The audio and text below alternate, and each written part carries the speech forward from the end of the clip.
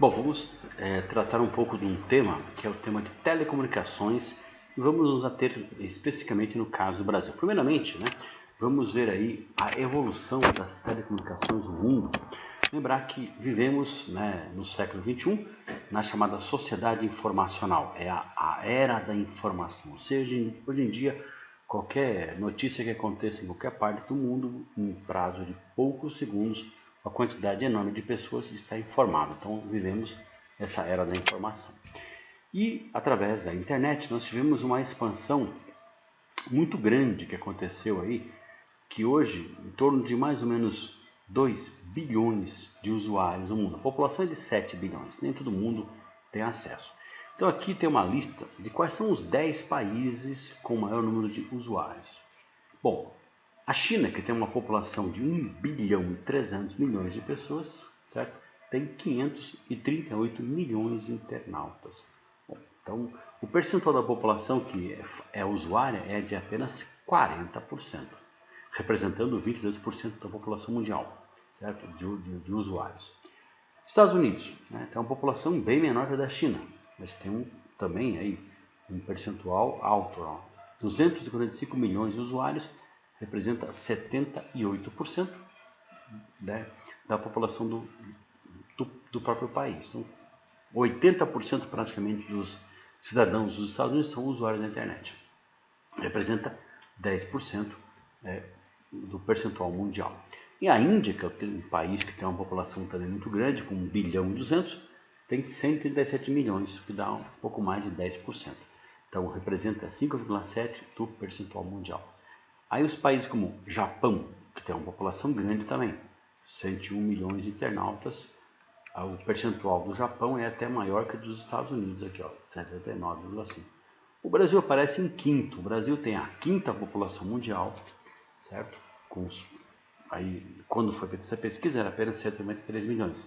Com 88 milhões de internautas, quase a metade da população brasileira e representa 3,7% do percentual mundial. Sido pela Rússia, Alemanha, Indonésia, Reino Unido e França. O que chama atenção aqui, Reino Unido e também Alemanha, assim como a França, países europeus. Alemanha, Reino Unido, França. O percentual fica aí perto dos 80%, 83%, 79%, ou seja, muito próximo do Japão e Estados Unidos. Os países ricos, Japão, Estados Unidos e países da Europa, são aqueles países que têm maior percentual de população usuária de internet. Bom, vamos ver aqui no mapa mundi, tá certo? Qual é o percentual por país do mundo que a população é usuária da internet. Então, na cor vermelha escura, aqui na região da Europa Setentrional, acima de 90%. Vermelho claro, América Anglo-Saxônica, Rússia, países da Europa, entre 75% e 90%. Austrália também, assim como a Nova Zelândia. Percebam que o continente africano é aquele onde tem uma quantidade enorme de países com um percentual abaixo de 30%, certo? Ou seja, muito baixo mesmo. No Brasil, essa cor meio alaranjada, de 50% a 75%, isso no ano de 2016.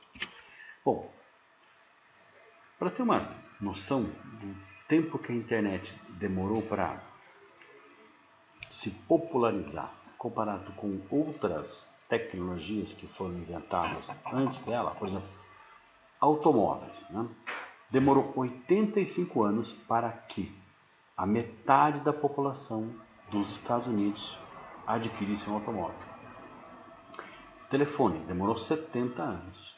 A energia elétrica demorou 55 anos para que a metade da população tivesse acesso. Gravador de vídeo, 35. Rádio e televisão, 30 anos. Computador pessoal, enquanto você, cada um tem o seu, 27 anos. Internet, 18 anos. E o celular, apenas 10 anos. Então, a internet só perde mesmo para o telefone celular, que ele se popularizou a uma velocidade fantástica. Em 10 anos, a metade da população dos Estados Unidos, que é o país que tem aí um destaque nesse setor.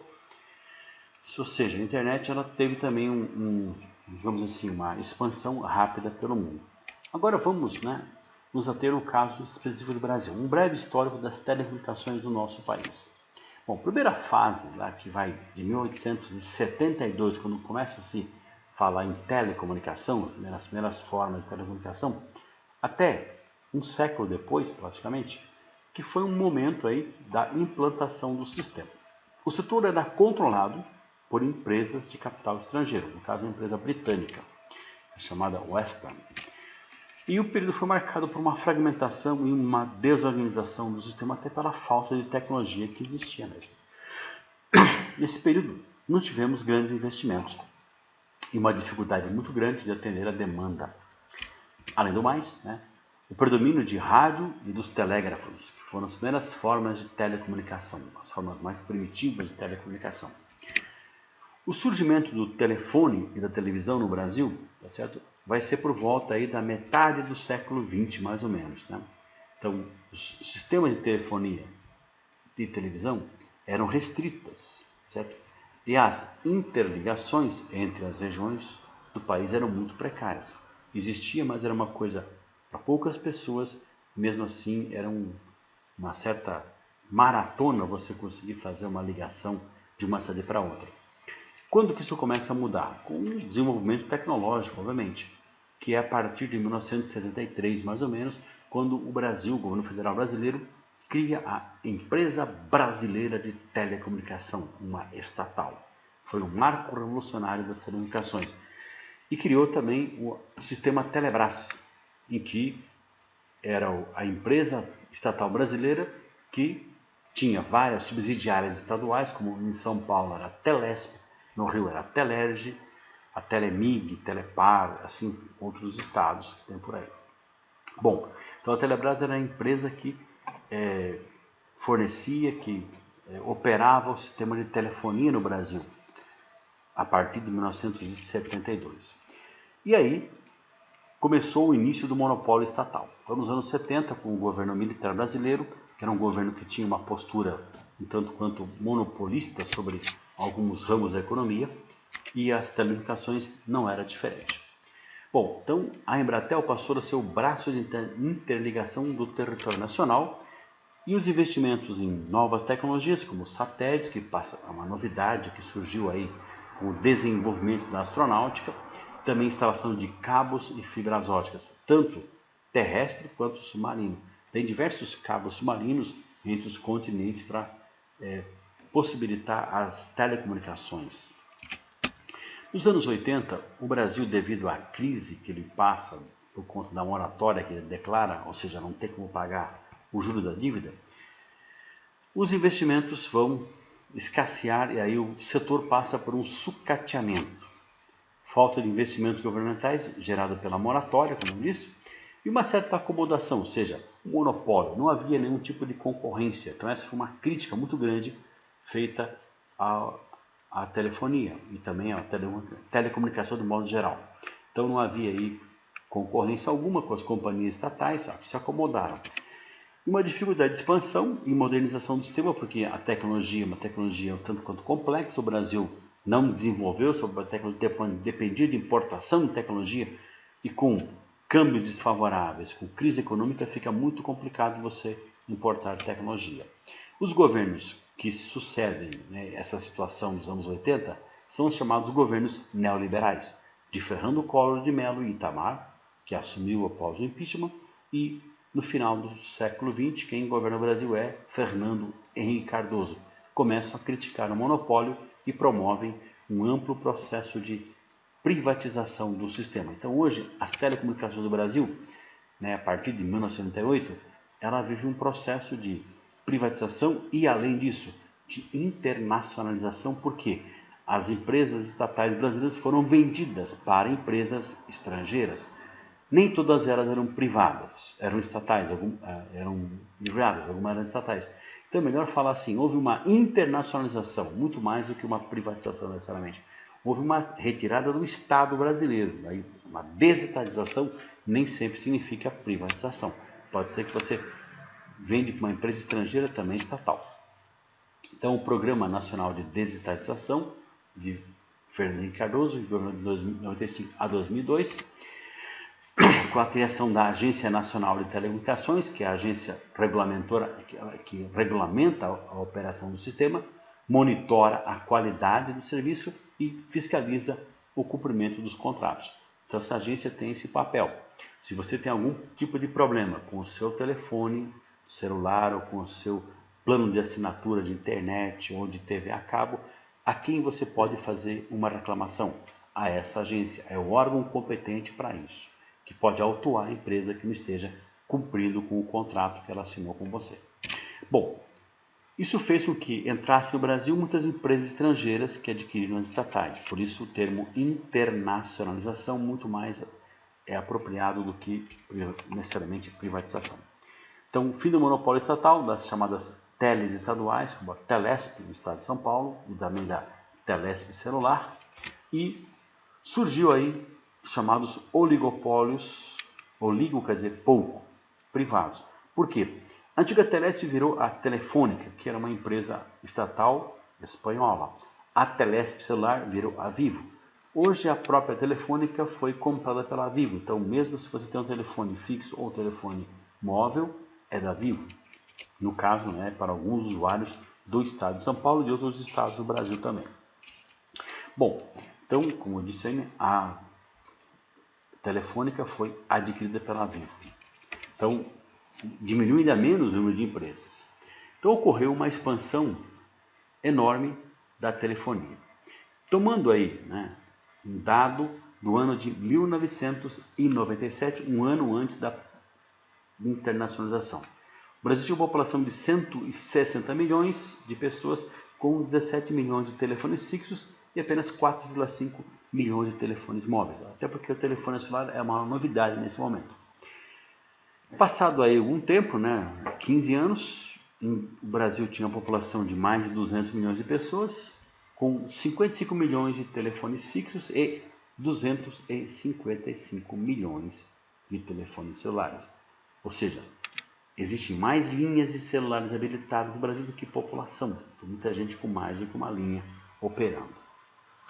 Bom, a evolução da telefonia no Brasil, ela foi muito rápida a partir aí do século XXI. Tivemos a chamada teledensidade, da telefonia fixa, que ela cresceu muito pouco, certo? Porque a nova geração aí de pessoas são muito mais usuários de telefone celular, então teve o crescimento de 2004 para 12? Teve, de 50 milhões para 50, aqui na casa dos 75 por aí, milhões de usuários. Agora, o crescimento que é fantástico é da telefonia móvel, que tinha aí em 2004 algo em torno de mais ou menos 75 milhões de telefones celulares. Em 2012 chegou aí a mais de 250. Portanto, uma alta teledensidade, que é o número de linhas telefônicas por habitante. Bom, então o setor ele é dominado por um pequeno número de empresas, ou seja, não são muitas opções para você fazer contrato de telefonia celular, são basicamente 4 para o território brasileiro. Então 95% do mercado brasileiro pertence a 4 empresas. A Vivo, claro, que são as maiores, depois a Oi e a TIM. Além do mais, os serviços no Brasil ainda são considerados ruins quando comparado com os serviços de outros lugares e ainda também muito caro. Então pagamos muito caro por um serviço que não é tão bom assim. Concorrência com redes sociais, ou seja, hoje em dia, sendo usuário da internet, você praticamente não faz mais uso de uma ligação telefônica. Você tem aí postagens gratuitas em redes sociais, ou seja, acaba que é possível você fazer uso através de computadores, não precisa de um celular, enfim. Agora, TV por assinatura no Brasil cresceu também, de 2004 para 2012 tivemos um crescimento do número de assinantes, era mais ou menos aí 5 milhões de assinantes, de usuários, cresceu, chegando em 2012 a próximo de 20 milhões, então quase quadruplicou o número de usuários, o número de assinaturas. Então, existem serviços através de cabos ou via satélite. O alto grau de oligopolização, são poucas empresas que oferecem esse tipo de serviço. E um crescimento muito grande dos chamados serviços de combo, que você contrata ao mesmo tempo a TV, juntamente com a internet, e a telefonia fixa e móvel. E o Brasil tem um dos maiores graus, tá certo, de pirataria do sistema. Aquilo que o pessoal chama de Sky Gato ou Net Gato, que são as maiores empresas do ramo de TV por assinatura.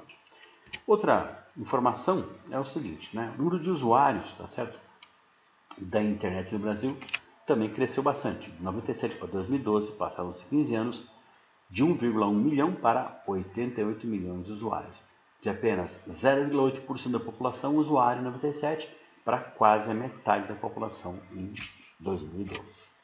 O predomínio dos usuários da internet são pessoas jovens, por uma razão que essas pessoas já nasceram no mundo cibernético, vamos dizer assim. As pessoas com uma idade mais avançada já não são tão usuários assim, com raríssimas exceções.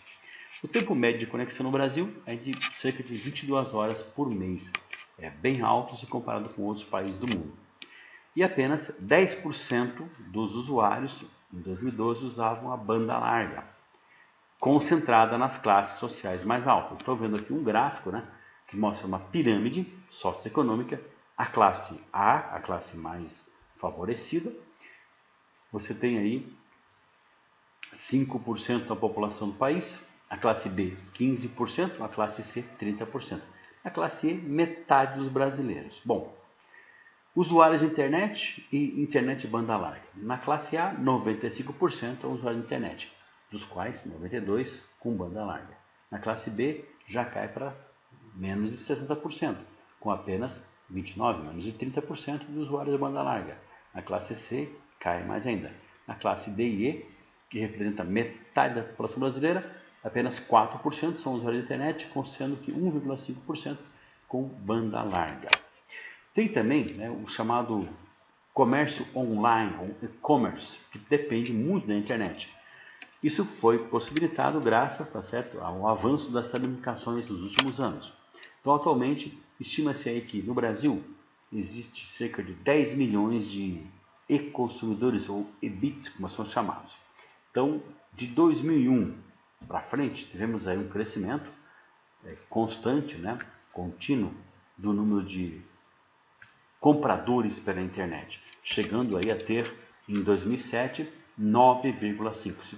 Já faz um bom tempo. Se pegar agora 2019, 2020, vai ter simplesmente, né, podemos seguramente dizer que o dobro disso, 20 milhões, 30 milhões por aí de usuários, de pessoas que fazem compra. Agora, qual é o perfil, né, desse mercado? É um mercado que cresceu bastante. O faturamento médio, certo? Com esse comércio eletrônico, cresceu bastante. Em 2001 era apenas 0,54 bilhões, ou seja, 500 milhões, né, de reais. Chegando em 2008 a 8 milhões de reais. E outra coisa é o perfil de quem é usuário da internet. E nós temos uma coisa interessante, né? Não são as pessoas mais ricas os que mais usam a internet, né? Tomando aqui, ó, pessoas que ganham de 5 mil a 8 mil reais, certo? Representam 12% dos compradores pela internet. Os que mais compram ganham de 1.000 a 3 mil. Ou seja, não são as pessoas mais ricas que mais compram pela internet. Isso porque muitas vezes comprar pela internet pode te expor a alguns riscos. É mais barato do que comprar numa loja física, sim, mas são algumas coisas que as pessoas preferem comprar na loja física, principalmente que é alguém que pode pagar um pouco mais pelo produto. Então a classe, digamos assim, mais abastada, que ganha mais de 8 mil reais, por exemplo, são apenas 9%, de 5 mil a 8 mil, somando aqui vai dar 21%, ou seja, não chega aos 38% de quem ganha de 1.000 a 3 mil. Outra coisa com relação, tá certo, à escolaridade. Quantidade de transações feitas por pessoas de apenas ensino fundamental, muito pouco. Ensino médio, 22%. Superior completo, 23%. Superior completo, 32%. Com pós-graduação, 20%. Ou seja, para você poder operar a transação, é preciso ter um pouco de conhecimento da informática. Coisa que muita gente com apenas ensino fundamental não domina. Então, um perfil não são as pessoas mais ricas, são as classes aí, não é a classe mais baixa, né? Não é a classe E, mas digamos que é a classe D e a classe C, os maiores compradores. E pessoas com um nível, digamos assim, superior incompleto ou completo, os grandes usuários e compradores, ok? Bom, então sobre esse assunto, né, alguns dados muito ultrapassados, concordo, mas é sempre interessante a gente ter essa ideia do que está acontecendo, né? Tomando dados mais novos, teríamos aí, obviamente, muito mais valores mais acentuados. Então, espero que tenha contribuído para esse assunto com vocês. Um abraço, até mais.